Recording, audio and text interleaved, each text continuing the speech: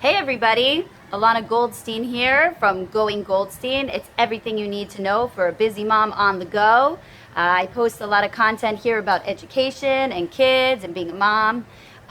So if that's for you, then you can push that like button so you can get lots more content like this. A little bit about myself. I'm originally from New Jersey and I moved to Israel in 2006 to get a master's degree in education. And previously to that, I had taught early childhood education in Taiwan for 3 years. So I pretty much built my life around teaching English abroad.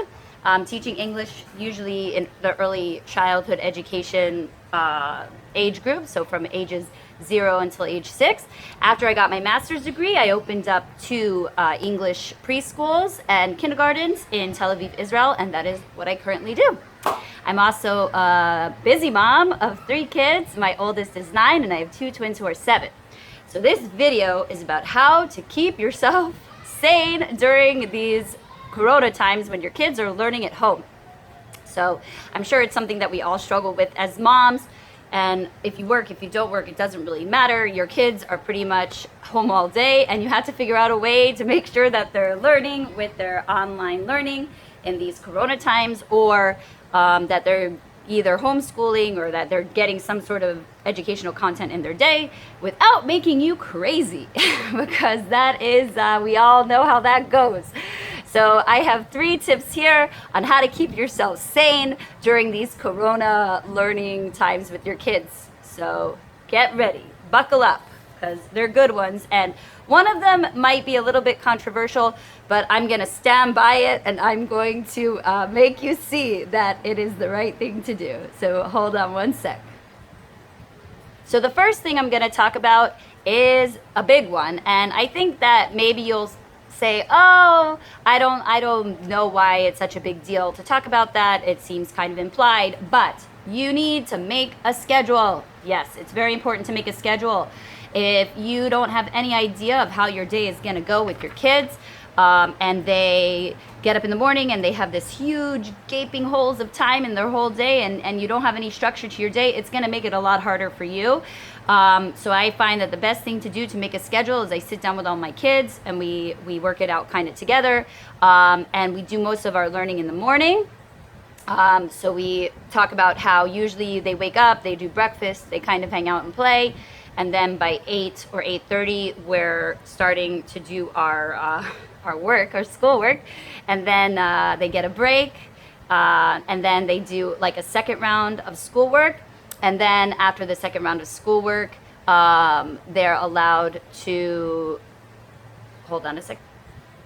So the thing about the schedule is that they have to have a set order of what they're doing every day, and they have to know what the expectations are of them, and they have to know exactly how much time is expected of them to be doing their work.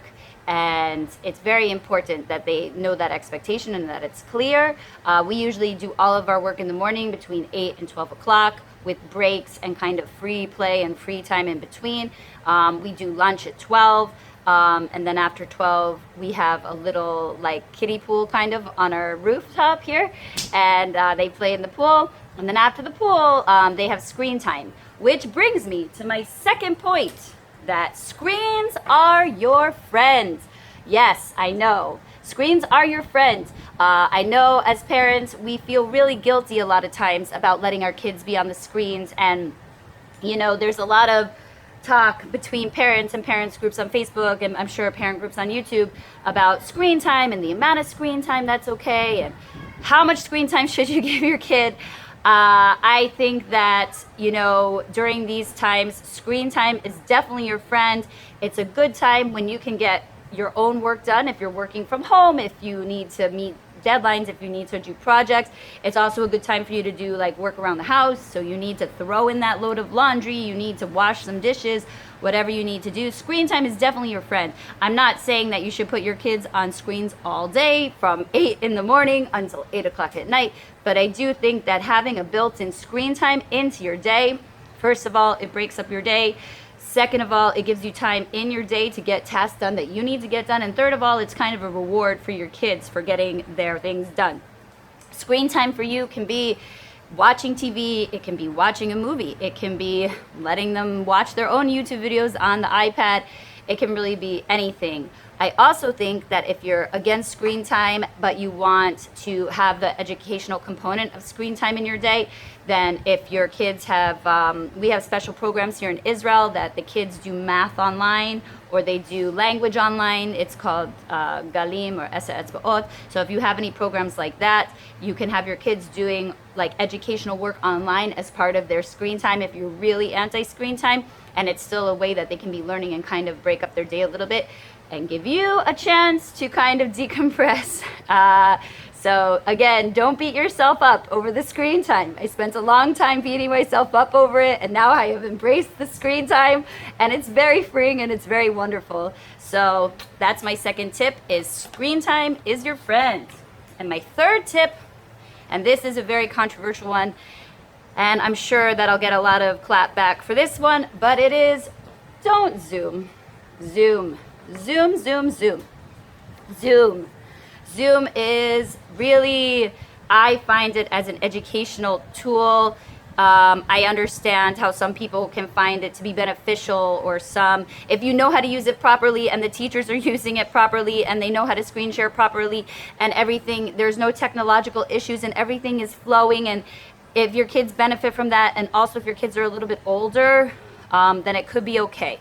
But for my kids who are 9 years old and 7 years old, Zoom is a disaster. I feel like Zoom is something for middle school and high school and up, but for younger kids, I feel like learning needs to be real and tactile and raw. And I feel that Zoom, a lot of time on Zoom, the teacher, first of all, spends the first 10 minutes trying to get everybody's attention, find out how everybody's doing, and then they engage in trying to do a screen share or something, and that usually leads to like a technological problem where the kids are staring at like a green screen or a gray screen for like 10 minutes while the teacher's pretty much trying to go through like a 3-page PowerPoint, which if she sends it in your class group, you can go through that PowerPoint by yourself with your kids, and then you can go through the points with them, and then you can do material from the books or the textbooks or whatever that's related to that material. I really don't feel that Zoom gives that tactile learning experience that kids need. I feel that as a substitute for Zoom, if you're really into education, there are two kinds of points that you can take here.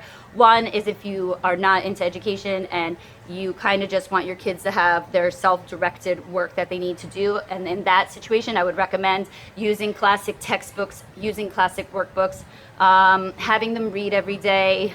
These are all things that they can kind of do in a self-motivated sort of way. They do it at their own pace. They don't need too much supervision. They might need help every now and then, you know, Mom, how do you spell blah, blah, blah. But in general, I feel like that's one direction you can go in. And then if you're really involved in your kids' education, or you feel like you're up for the task of being more involved in the educational aspect, you can give your kids projects, and it's called project-based learning. And I'll have another video about that soon, later on in the week, about what is project-based learning and how you do project-based learning and all that sort of stuff. But project-based learning is pretty much when you pick a project that encompasses, it's a project that's a topic that's interesting to your kids, and through that project they get to experience different aspects of learning. So for example, if your project is let's plan a vacation to Disney World, for example, so then they would have to do the budget planning, which how much are hotels there, and that like does math, and that deals with money, and that deals with all this sort of stuff. And then you would do about flight time, like how long does it take to fly there, and that's also like some sort of math component to it. And then like what sort of things would you want to see there, and that creates like a research aspect where they have to read about Disney World and all the attractions that are like available there.